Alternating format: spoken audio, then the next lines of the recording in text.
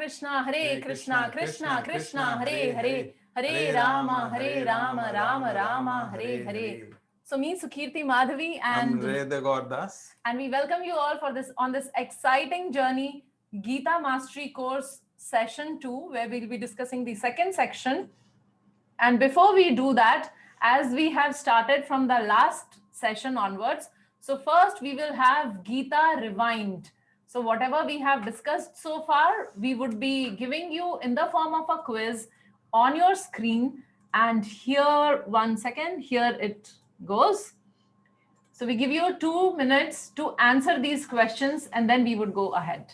Some of you are saying that the voice is not audible, but we are monitoring, and the voice is audible to most of the people.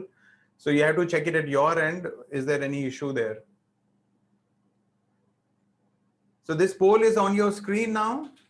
Like the last session, it will appear on your phones. If it is not appearing, then you have to swipe it either left or right, and then you will get the poll on your phone. And those of you who have logged in through their desktop, so you have to have a Zoom app. It is this quiz would not come on the web page. You have to have the app to access it on the desktop.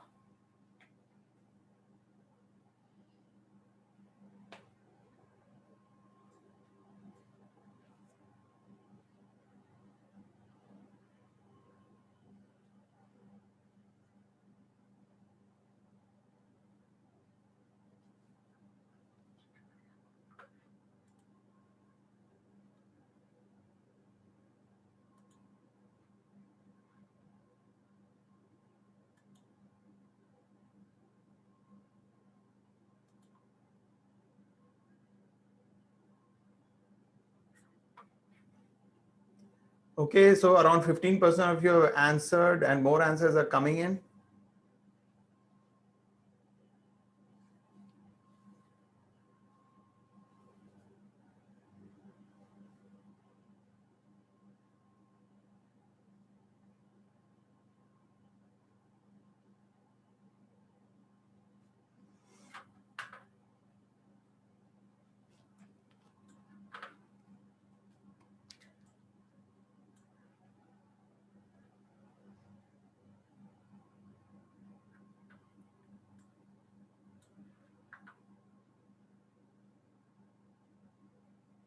So Pankaj Lakshmi is saying, I'm not able to see the questions. I'm on laptop. So on laptop, as I said, you need to have a Google app, not on the web page. Zoom app. Sorry, Zoom app.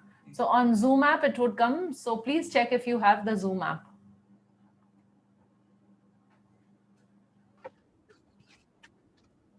Okay, so last 10 seconds, and we will start. Those of you who have completed, we will start chanting. Hare Krishna, Krishna Krishna, Hare Hare, Hare Rama, Rama Rama, Hare Hare. And here are the answers, what you have responded. So here we are sharing. Great. So the first question is, the first verse of Bhagavad Gita is spoken by. So there are various options given. And as we remember, the first verse was Dhritarashtra Uvacha, which means Dhritarashtra spoke. So the first verse is spoken by Dhritarashtra. Next question is, Dhritarashtra was dash about the battle. Was he nervous, anxious, saddened, or excited? The right answer is anxious. So 62% of you have got the right answer. He was very anxious because Kurukshetra is a place of dharma. It's Dharma Kshetra. So what will happen? What will be the outcome of the battle? So anxious is the more accurate choice, although nervous is a very close word, but Dhritarashtra was anxious to know what is happening on the battlefield.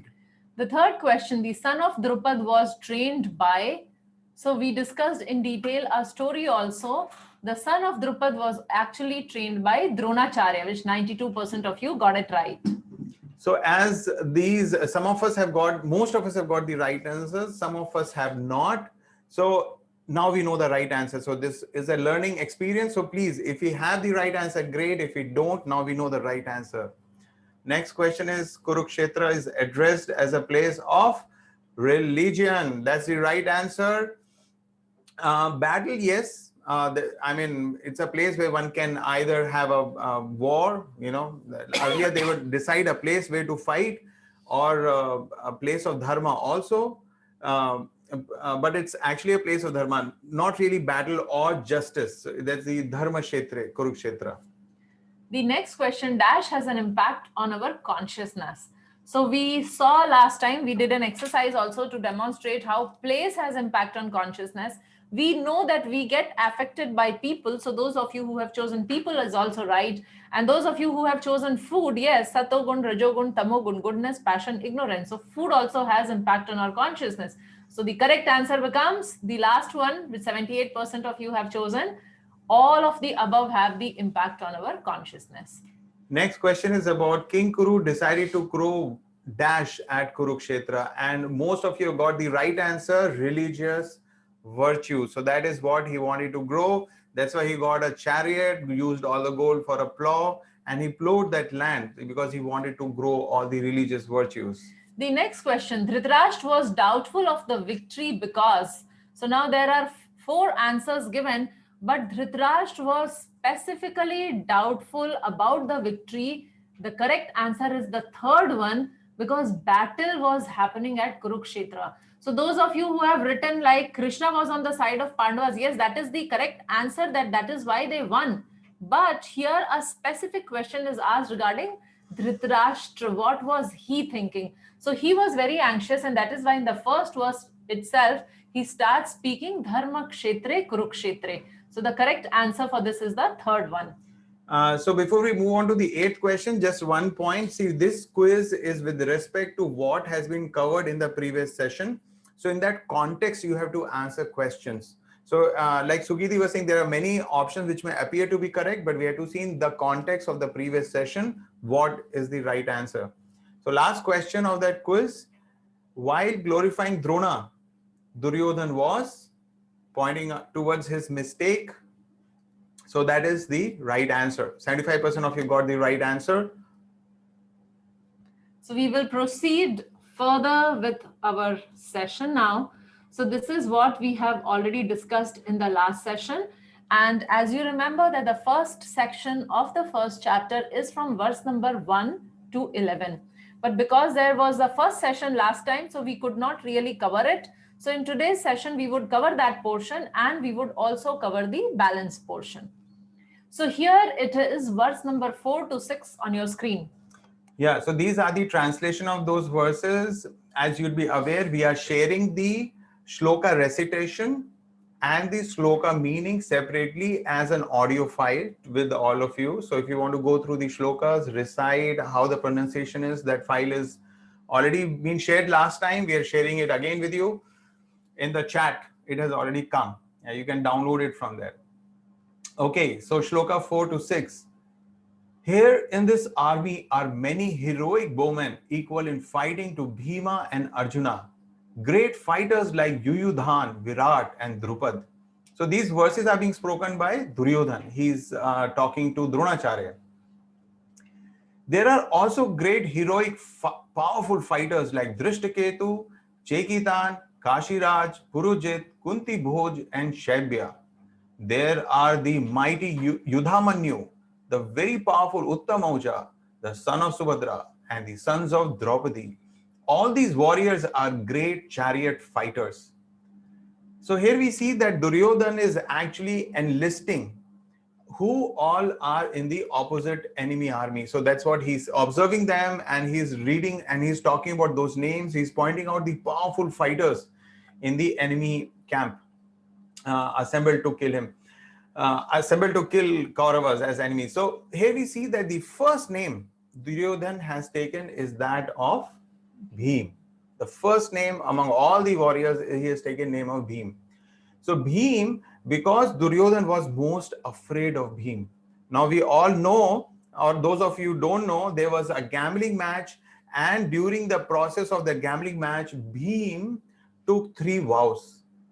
He took a vow that he will kill all the 100 Kauravas. This is one vow he had taken. Second vow he had taken is that he will break Duryodhan's thigh.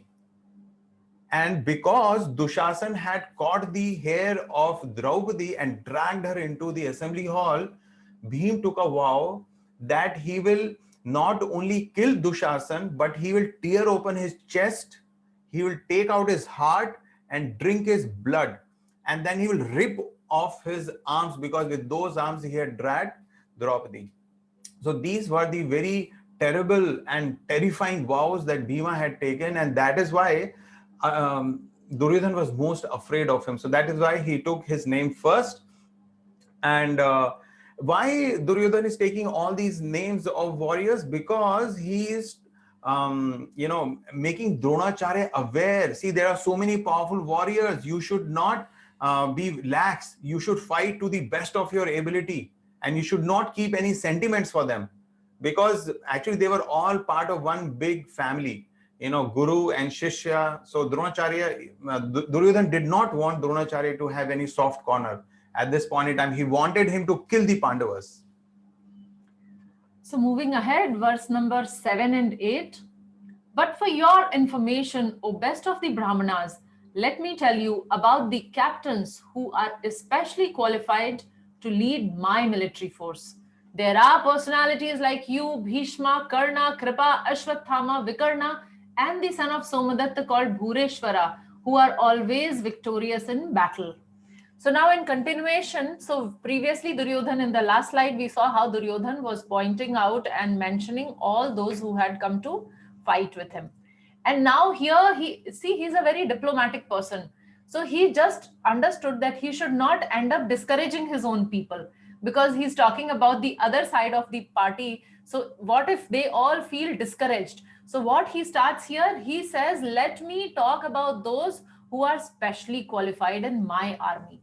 So he starts talking about his own members. And now when he starts talking, another interesting thing. So now he starts thinking very carefully that whose name he should take first, because actually the first name, the naming should happen in the order of seniority. Now here there was Bhishma Pitama, and here there is Dronacharya. Who goes first? Because Bhishma was the commander-in-chief and Dronacharya was the one who has taught everyone. So both are quite well qualified. So here he starts with the personalities like you. So you, he's referring to Dronacharya. Why? Because Dronacharya is a Brahmin and Bhishma is a Kshatriya.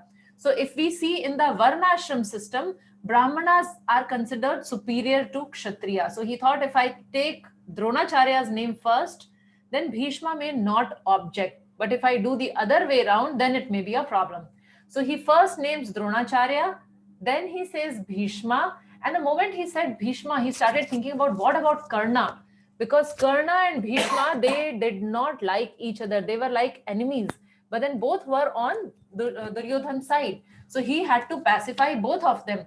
So immediately after Bhishma, he take Karna's name.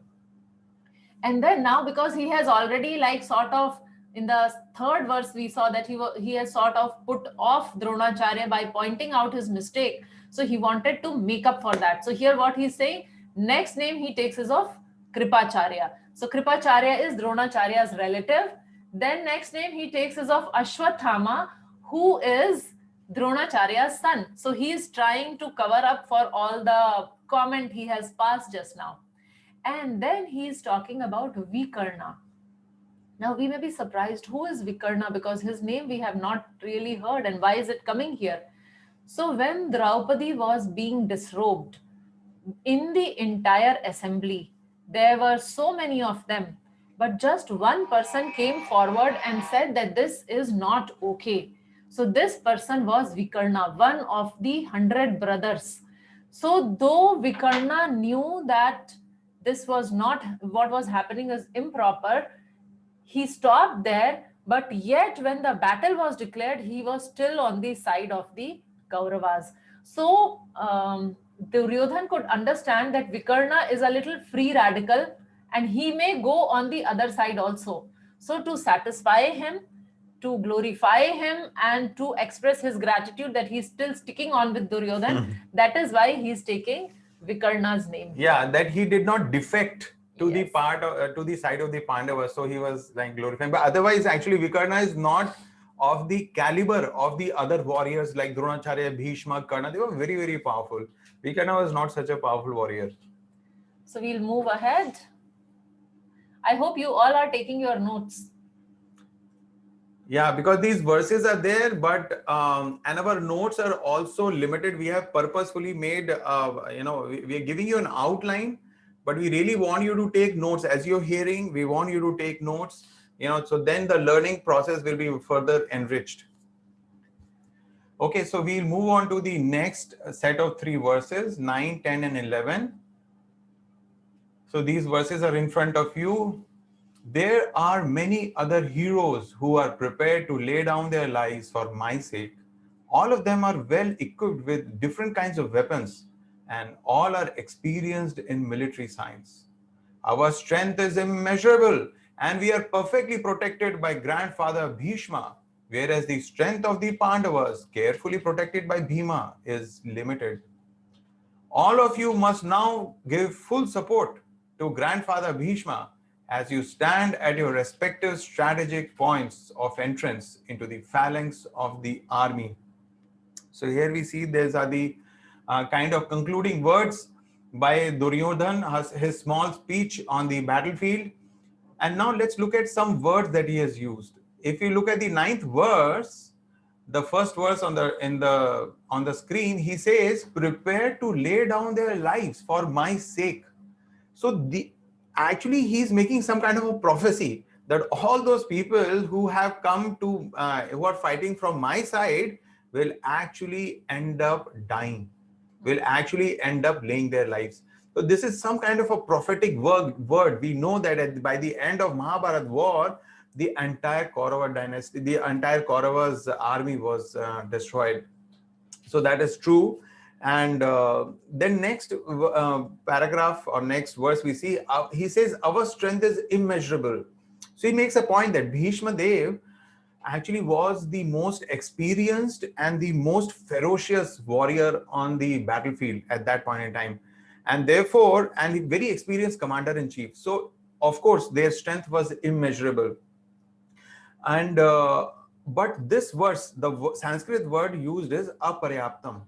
Same word can have a different meaning. Aparyaptam can also mean insufficient, not enough. So why would Duryodhan use such a word? Because Bhishma had loyalties towards Pandavas also. He had some affection for the Pandavas also. So Duryodhan was not sure whether Bhishma will completely, exclusively be loyal to him, because he had affection for Pandavas, his enemies. So would he fight to his full strength? So that is where he had a doubt. And that is, so this word can mean both immeasurable as well as not sufficient. Okay, so we will look into Duryodhan's mindset now. So we saw how Duryodhan is actually bragging about himself when he says that how his army is immeasurable. So one, he is actually bragging about his own people and army. The second thing is he's doubting the intentions of his own loyal men. So now we saw that people like Dronacharya and Bhishma, even when Duryodhan was doing such a heinous act of disrobing Draupadi, yet they kept quiet. So much loyalty was there from their side for Duryodhan, and yet Duryodhan was actually doubting their intention. So Duryodhan was doubting Dronacharya. He pointed out his mistake. Duryodhan was also doubting Bhishma. So that is his mentality, that doubting the intentions of his own loyal men. And then he is duplicitous. So he speaks something and he means something else. So what he said about Dronacharya and what he meant, there was a difference. So these are the big, huge problems with Duryodhan, which his own men were facing. So forget about how sinful he was and other things. But here the problem is that he himself, his own people are facing these challenges. So from here, we will go to this interesting reflective exercise, which we want you to do as a homework. So you can just note it down, and we want you to do it on your own, that how does it feel when your friend, so you have to write 2 situations, think of 2 friends, one who keeps boasting about himself, who thinks of himself as very high, so boasting about himself. And second, who doubts your intention. So we have to mention one incident of each of these ones, and we will discuss when we come for the next class. So hope you have taken down what is the exercise, you have understood. So we would proceed further. We will discuss this in the next session. We proceed further. Simplicity means no duplicity, same in thought, speech, and action. So this is what was missing with Duryodhan. He was not simple, he was actually very duplicit by nature. So, like Sugiti was explaining about simplicity, you will see that how the thoughts, the speech, and the actions, everything is aligned in one line. What one thinks, what one speaks, and how one acts, there is alignment.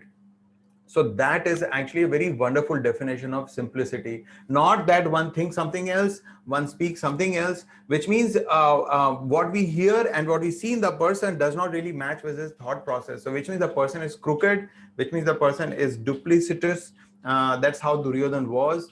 But a person who's simple is actually liked by everyone. Although sometimes you may not like what he's speaking because he's speaking his thoughts, but then you tend to trust such a person that what he speaks is actually what he thinks, what he believes. So this is a very wonderful quality which Duryodhan was not really having. He was not exhibiting this quality. Before we move on to the next section, if you see in your chat, we have pasted the links for WhatsApp group. These groups are exclusively for Gita Mastery course, and we will not be sharing anything else except the joining links or anything related to this course. So if you are not on this group, we suggest that you come on board to these WhatsApp groups. So it's easier for us to share any notification with you all. Yeah. So moving further, so with this, we completed the first section of the first chapter. And now we are getting into the second section, all auspicious Krishna. So this is from verse number 12 to 20, all auspicious Krishna. So let's get into it and see what's happening there. Tasya sanjanyan harsham guru vriddha pitamaha simhanadam vinadyochai shankham dadamau pratapavan. So now, in the previous verse, we saw that Duryodhan spoke to Bhishma. So now this is the reaction of Bhishma after hearing what Duryodhan was saying. So what is happening here? Then Bhishma, the great valiant grandsire of the Kuru dynasty, the grandfather of the fighters, blew his conch shell very loudly, making a sound like the roar of a lion, giving Duryodhan joy. So it is mentioned, Tasya sanjanyan harsham. He was giving joy, harsh. He was giving happiness to Duryodhan. How was he giving happiness? Simha nadam. He was blowing his conch like a simha, like a lion. So Bhishma was actually trying to encourage Duryodhan here by blowing his conch shell very loudly like a lion.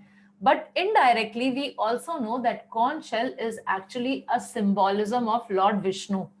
So actually, the conch shell symbolizes Lord Vishnu, and Vishnu in the form of Krishna was in the opposite side. So actually, this blowing of the conch was signifying that Duryodhan, your defeat is like fast approaching.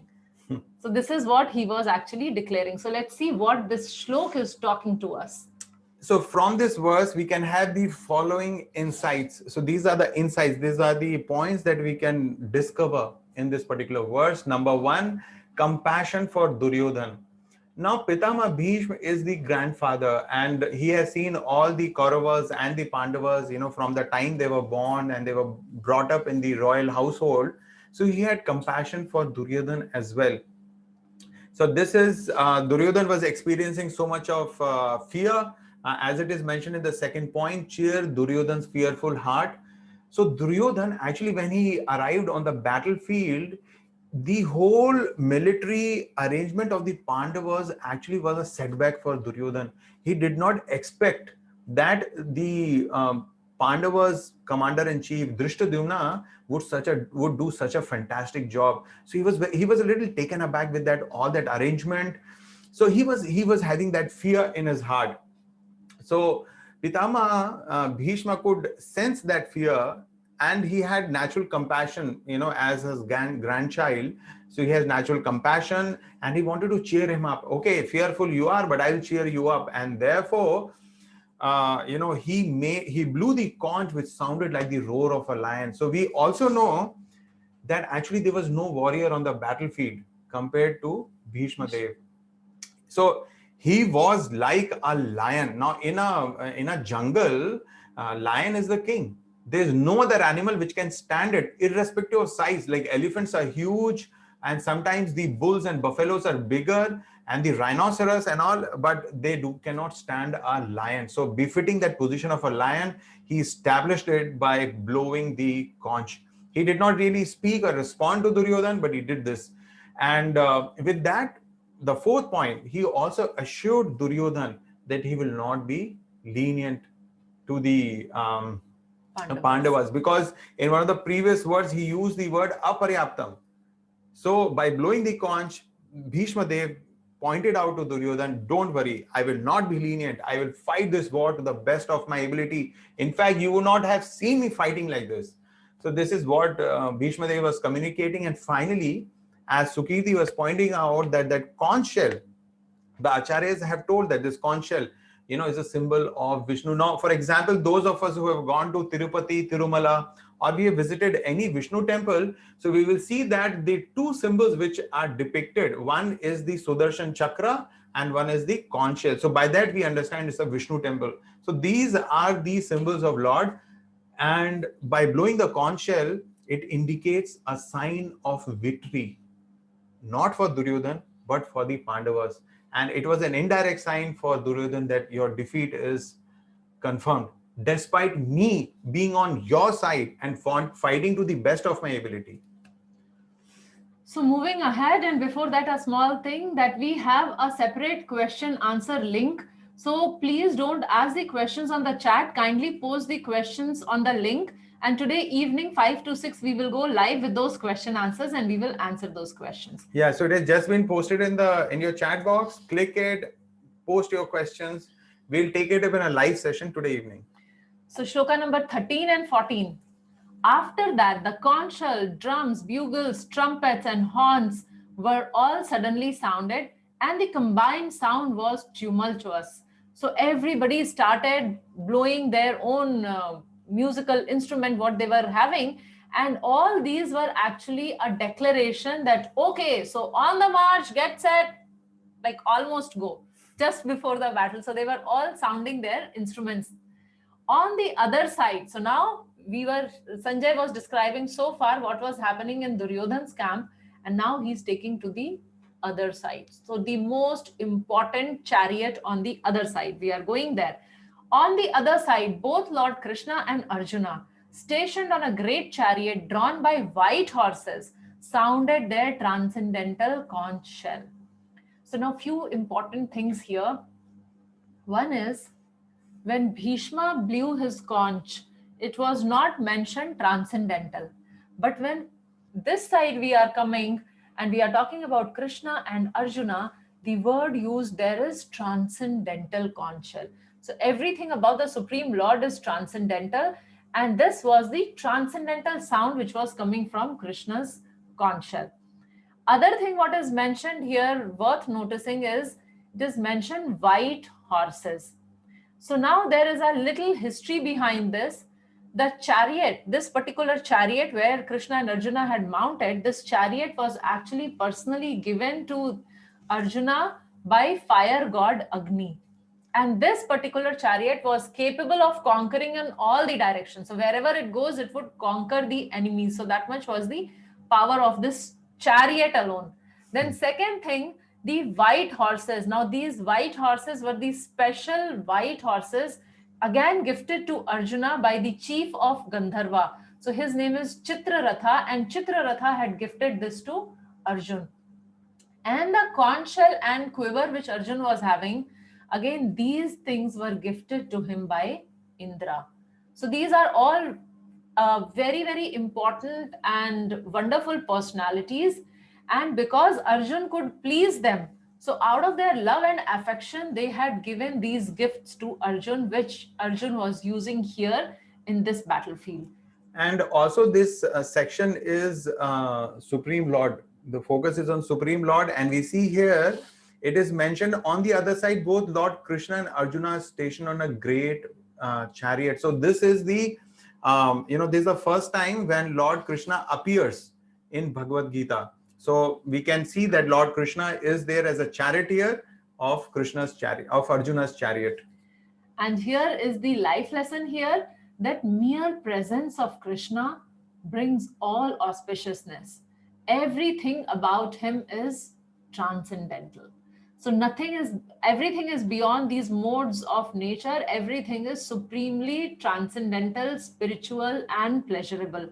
So just by having Krishna on his side, everything was auspicious for Pandavas. So now before we proceed further to dwell a little more on this verse, we have an exercise here. So it is a reflective exercise, and you may wonder if you have come for a cooking class or a Bhagavad Gita class. Can you share it that side? Yeah. So here if you see that it is mentioned that choose one item from the list which is most important ingredient. So here it goes on your screen. Yeah, so the point is whether you have cooked or you have not cooked, I'm sure you would have eaten paneer bhurji or kheer or sambar at some point in time of your life. So here's the poll. It's come on your screen now. So now here in this, what you have to choose is the most important ingredient when you are making paneer bhurji. Very, very easy question. Use your common sense even if you don't know cooking.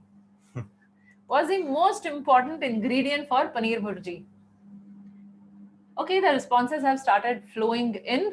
Hare Krishna, Hare Krishna, Krishna Krishna, Hare Hare, Hare Rama, Rama Rama, Hare Hare. So here we end this poll, and this is the result. 88% of you have chosen salt. So now, before we discuss this, we would take the next quiz. We will take 2 more and then we would come to the answer. So now you have to choose the most important ingredient for kheer. If you are making kheer, what is the most important ingredient? Hare Krishna, Hare Krishna, Krishna Krishna, Hare Hare, Hare Rama, Rama Rama, Hare Hare. And 96% of you have chosen here sugar. And then few of you have chosen cashew, cinnamon, and raisin. Let's take the third one and then we will discuss it. So here is the third one. If you are making sambar from our very own South India. So we are making sambar. So what is the most important thing in sambar? And a lot of you are answering on the chat box. I don't know, the poll is there, but if you're not able to see the poll, yes, you can chat, you can send in chat as well. Hare Krishna, Hare Krishna, Krishna Krishna, Hare Hare, Hare Rama, Rama Rama, Hare Hare. So here is the answer. 90% of you have chosen salt and some of you brinjal, ginger and capsicum. Now, my dear friends, a point here to be noted. If it is paneer bhurji, we can do off without cinnamon. We can do off without cloves. We can also do off without zira. But unless we add salt, that salt which is not visible, that salt which is added in very little quantity, and yet that salt is that very, very important ingredient which gives it actual taste. Because otherwise all the masalas you add, but the masala's taste would not enhance unless and until you add salt. Same in the kheer. If the kheer is with all like basmati rice or Govind Bhog rice and nice full cream milk and raisins and cashews and cinnamon, but there is no sugar, then there won't be any kheer. You won't derive happiness out of it. And in the sambar again, if we don't add salt. So now the question arises, what are we discussing? What are we talking about? So here we are talking about the blessings of the seniors. So when we receive the blessings from our seniors, so we may put in a lot of hard work, we may put in a lot of effort, but unless we get the blessings of our senior, our effort is still not complete.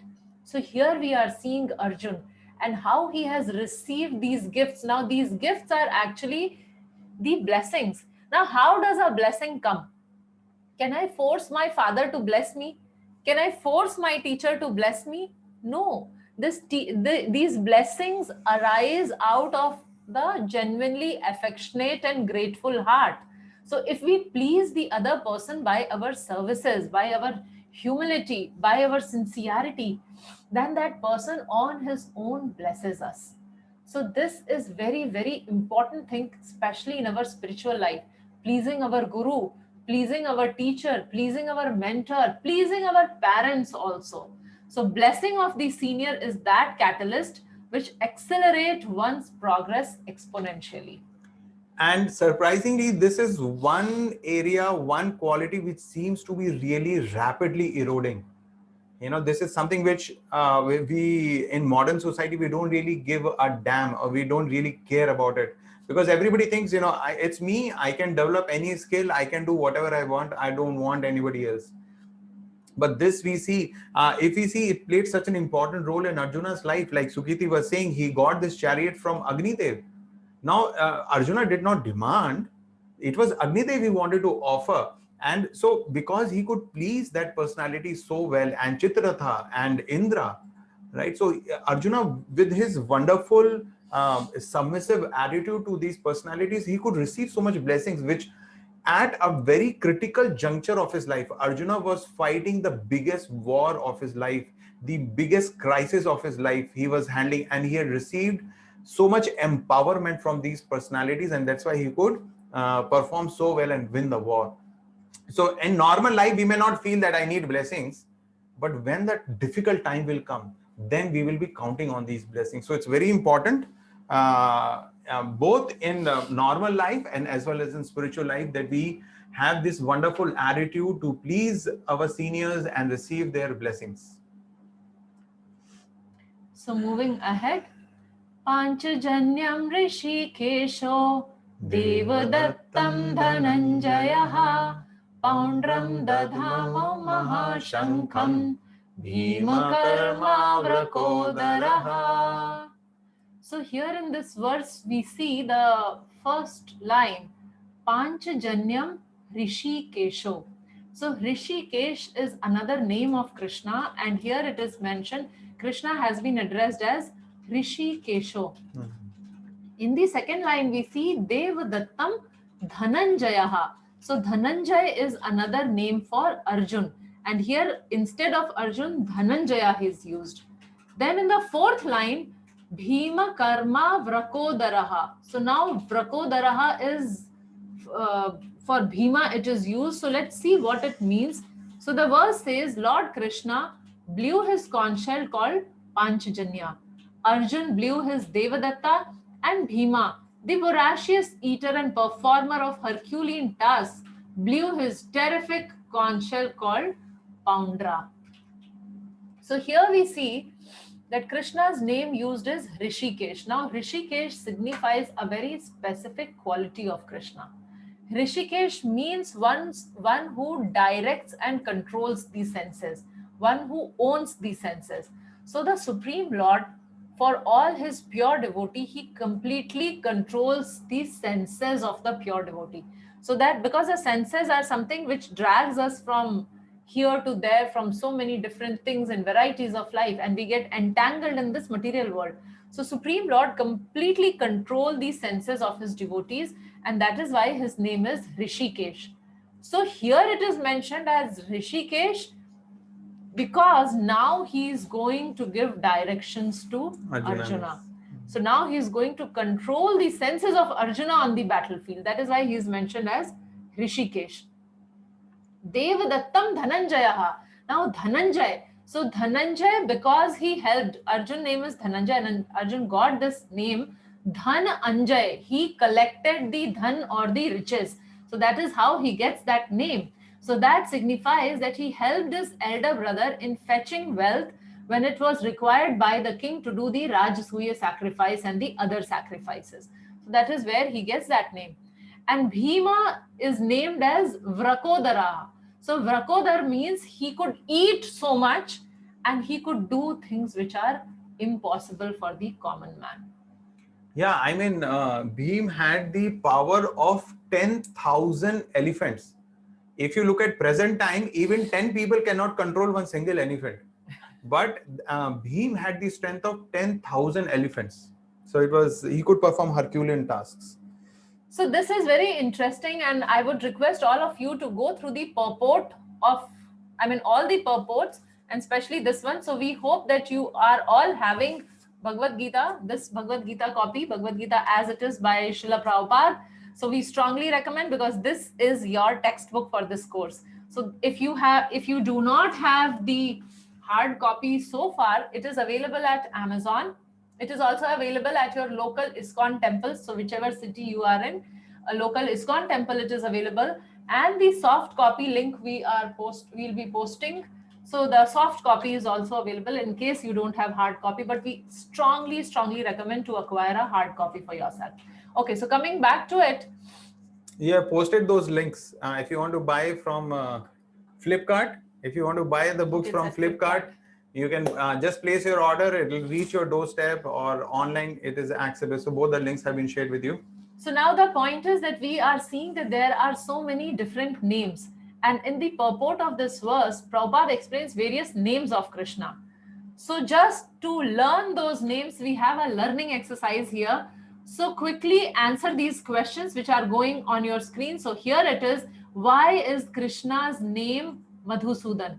So just select one option. Why is Krishna's name Madhusudan? They can select only one. Yeah.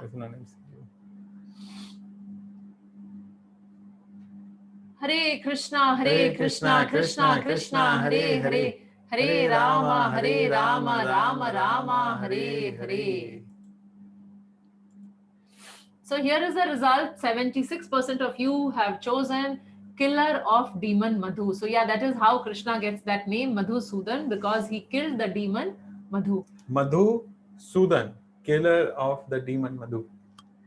And then we have the next one.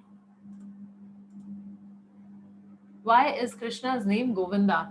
Yamini Kalyan is asking, can you repeat the point about how he helped his elder brother? So when Yudhishthir Maharaj was doing the fire sacrifice, he needed a lot of money. Rajasuya Yagya. So for that, Arjun went and collected the money on his behalf, and that is why he gets this name Dhananjay. Hare Krishna, Hare Krishna, Krishna Krishna, Hare Hare. Hare Rama, Rama Rama, Hare. You would have often heard this Govinda, Govinda, Govinda. Especially when we are in Tirupati. So here is what you have chosen. Gives pleasure to cows and senses, and that gets the maximum thing, and that is actually the result. So go means control, go means senses, and go means cow, and Govinda means controller of them. And here goes the next one. Why is Krishna's name Vasudev? This is an easy one.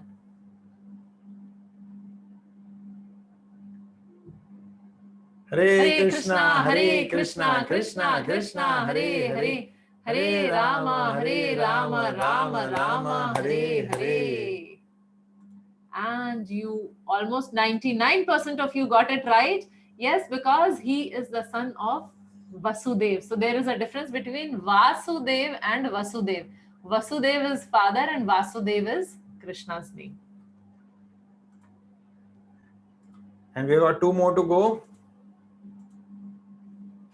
Okay, so choose now. Why Krishna got this name? Parthasarthi. And those of you who are from Chennai would know that there is a very famous temple, Parthasarthi temple in Chennai. A very wonderful, amazing temple. Some of you might have been there. Hare Krishna, Hare Krishna, Krishna Krishna, Hare Hare. Hare Rama, Rama Rama, Hare Hare. So here is the result. Krishna gets that name because he is driving the chariot of Arjun. Parthasarthi.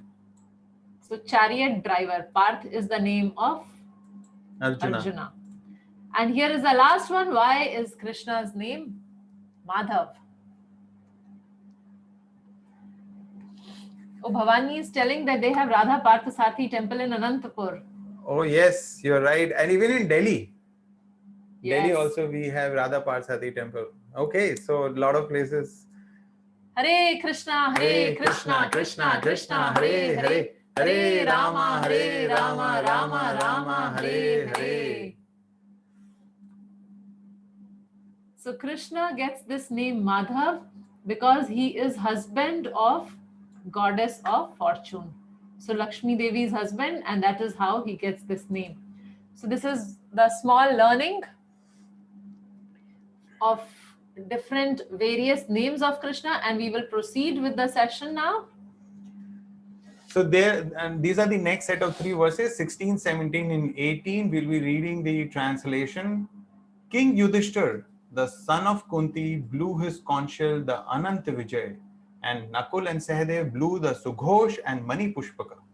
That great archer, the king of Kashi, the great fighter Shikhandi, Drishtadyumna, Virat, the unconquerable Satyaki, Drupad, the sons of Draupadi and others, O king, such as the mighty armed son of Subhadra, all blew their respective conch shells. So we see that how first the Kauravas blew their conches, and then the Pandava side, they started blowing their conch shells. So as we see that even the conch shells have names, not just the personalities, but even conch shells have names. So it is not just some conch shell is being blown, those specific conch shells are being blown by specific personalities. Another thing that we can notice in these set of verses is that these fighters' qualities are also mentioned. Like the king of Kashi, what is his speciality? He is a great archer. Or Shikhandi, that he is also a great fighter. Or for example, Satyaki. Satyaki is mentioned as unconquerable, that he cannot be conquered. He is an unconquerable fighter. So these are the wonderful qualities which are mentioned by Sanjaya. But if you notice, when these things were being described by Duryodhan was not able to identify these great qualities in him, but Sanjay is able to do that. So this is how these Pandava side is being described. So we see that although the presence of Dronacharya and Bhishma are there on the side of Kauravas, but Pandava's side was no less. So we have, this is just a list of the conch shells. So Krishna had the conch shell Panchajanya, Arjuna had Devadatta, Yudhishthir had Anant Vijay, Bhim had Poundra, Nakul had Sughosh, and Sahadev had Mani Pushpaka. So these are the conch shells. So earlier, as I was saying, even conch shells had name, but if you compare that to present time, even human beings don't have names. You'll be wondering why every human being, some name father will give, everybody has a name. But I'm saying in a context, for example, if somebody goes to a hospital, I don't want anybody to go to a hospital, but in case we have gone, we have all experience. So then we will see they will put a strap on the hand and it will have a patient ID or a patient number. Or when a student goes to school, what has happened? I can see a lot of kids here. What do you get? You get a roll number, right? And many times the teacher will just call out the roll number, not just bothering to call out the names because it is easier. So in our present time, even the people are being objectified with impersonal numbers. So this is something for all of us to reflect upon. So to reflect better, we have a small exercise designed here for you. So now what you have to do is, in which all ways are we becoming more and more impersonal? So you have to, so we are sharing a list and you have to choose only those items which indicates that we are actually becoming impersonal, which means that we are not giving importance to the person. So just choose those out of this entire list.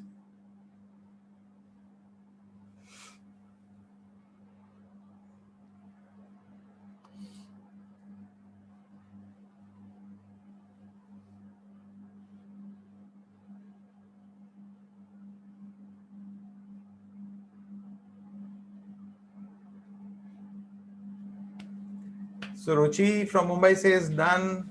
Ram Mohan, Ruby Mahadevan, Shubhamai, Ashrit, Prisha, Hare Krishna, Hare Krishna, Krishna Krishna, Hare Hare, Hare Rama, Rama Rama, Hare Hare.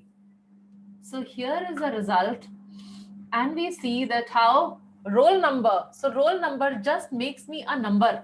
All my qualities are deprived. Now here we are studying and reading about how Dhananjay and Prakoda and Rishikesh and Madhav, they are all talking about different attributes. And number makes me just one number.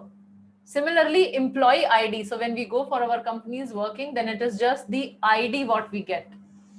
Okay, legal name still maintains to a great degree personalism, so I would not give it there, because actually generally names were supposed to be named, a person was supposed to be named after checking the astrological chart, and based on the qualities and characteristic, the name should come from that. But these days parents decide the name even before the child is born. They decide that okay, ladka hoga to ye, ladki hogi to ye, so that before itself they decide the name. But then the problem is that sometimes the child's attributes are quite different from the name, strikingly different. So yeah, so that is there. Call center, again, it is very, very impersonal, because you don't even know that when you will get a person on the other side. They keep telling you dial 2, dial 4, dial 6, dial 8. So you keep dialing, and finally you may, if you're fortunate, you may speak to a person also. Membership number. So we take membership, we take resort membership, we take ISKCON membership. We also give you numbers.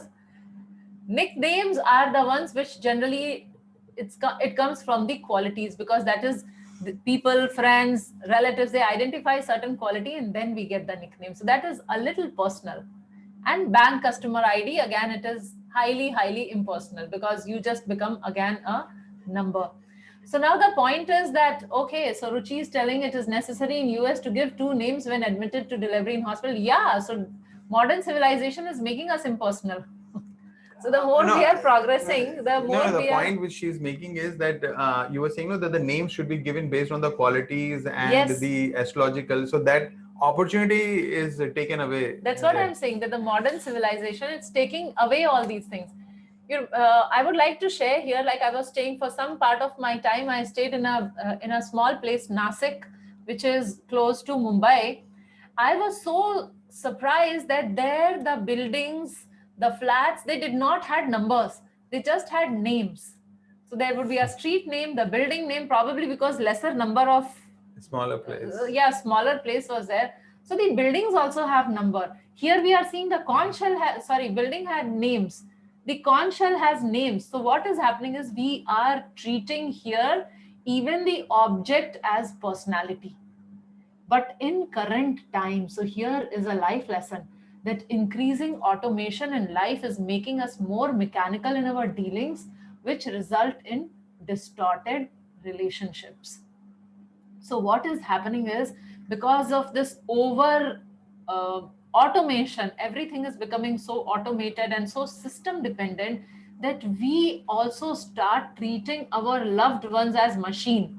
So we are treating people as machine. We have high expectation from them and we do not reciprocate well to them, and that leads to weak, fragile or distorted relationships. So we would proceed further. So this is Shloka 19. Yeah, Shloka 19.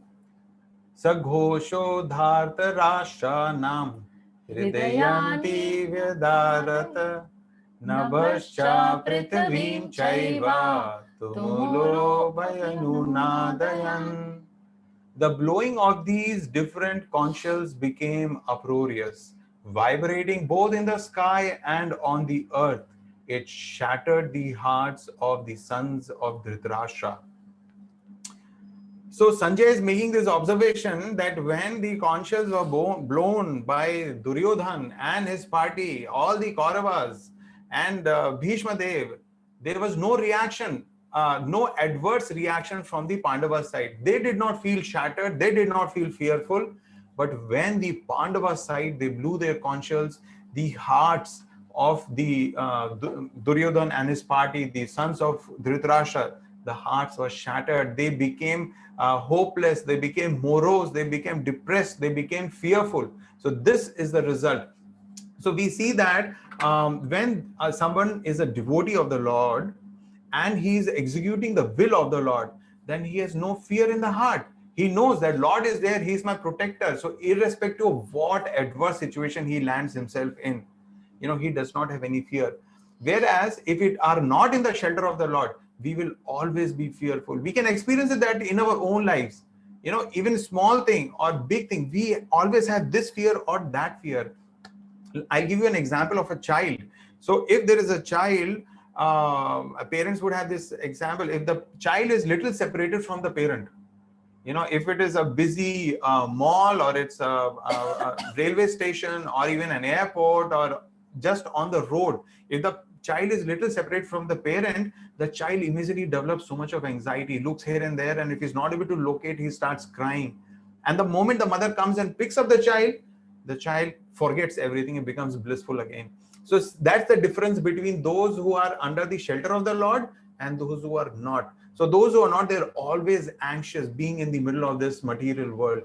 But those who are devotees, they know that they are always held by the protective arms of the Lord, and therefore they're always fearless. So we have a very wonderful life lesson. It's a life lesson all of us need to reflect and contemplate on. Fearfulness is the result of material involvement. Fearlessness is the result of absolute surrender to the Supreme Lord. So if we surrender to the Supreme Lord, our heart will become free from all of these fears and anxieties. Like before we started this session, one of the guests here, he was sharing, I just missed your name. You were sharing that how you feel so happy and so free from anxieties after you attended all these sessions. And the reason, because we came closer to Krishna. We understood his caring hand in our lives, and therefore, we could experience all that. So moving further, this is the last shloka of this particular section.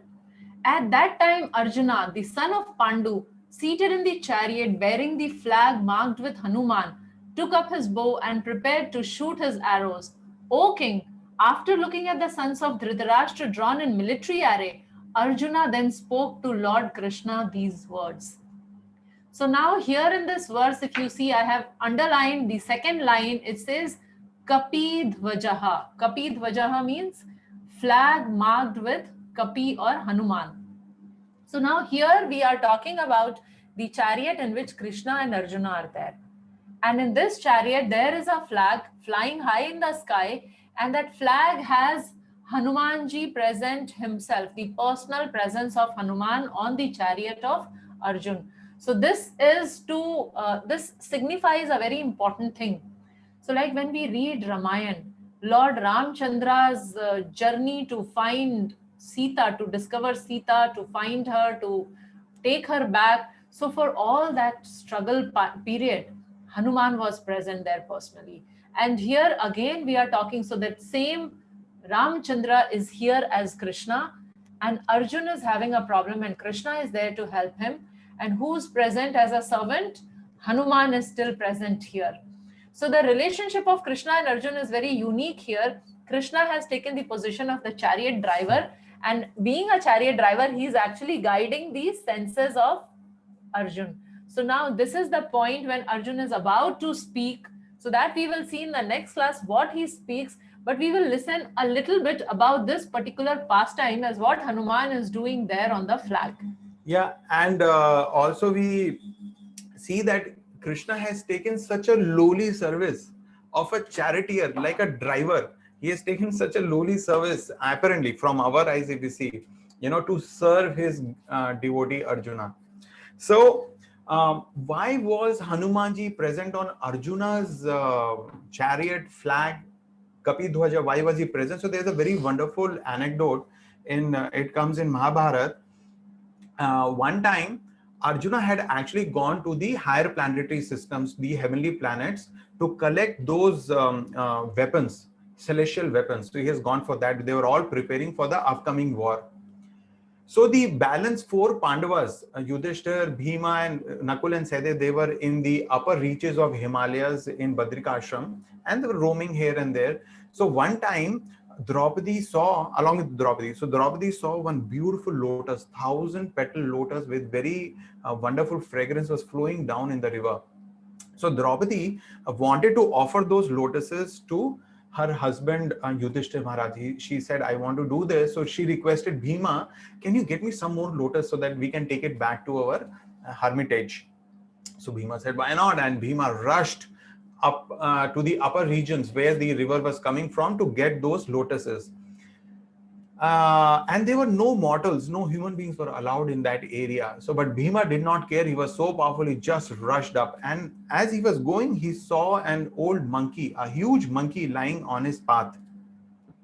So etiquette forbade him that he would not, as an etiquette, he will not cross over another living entity. So he asked the monkey, you remove yourself from the path. I want to cross. So the monkey said, I am very old. I am not able to move my body. So why don't you jump over? So Bhima got angry. He said, no, you move yourself aside. So again, the monkey said, I am very old. I am not able to do that. Why don't you do one thing? You take my tail and you shift it and then you go. So Bhima picked up the tail, but he could not pick up. He tried his best, 10,000 elephant strength he applied, but he could not lift the tail of the monkey. Then Bhima understood that this is not an ordinary personality. He became very respectful and he asked for the identity of the monkey. And that's a time when it was revealed that that monkey is Hanuman. And then they realized that both of them are brothers because both of them are sons of Vayu. And Hanumanji became very pleased with the humility of Bhima, and he showed his huge form in which he jumped from the southern coast of India all the way to Lanka. So that huge form that Hanuman had taken, so he showed that to Bhima. And finally, Hanumanji gave two benedictions. He said, one, I will reside on the as a Kapi Dhwaja on the chariot of Arjuna, and Bhim, whenever you will shout the war cries during the battle, my voice will join with yours and it will strike terror in the heart of the enemies. So this is one thing which Hanumanji told. And second thing he told, he said that you will be victorious.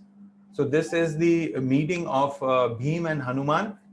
So these are the very significant signs of victory of the Pandavas.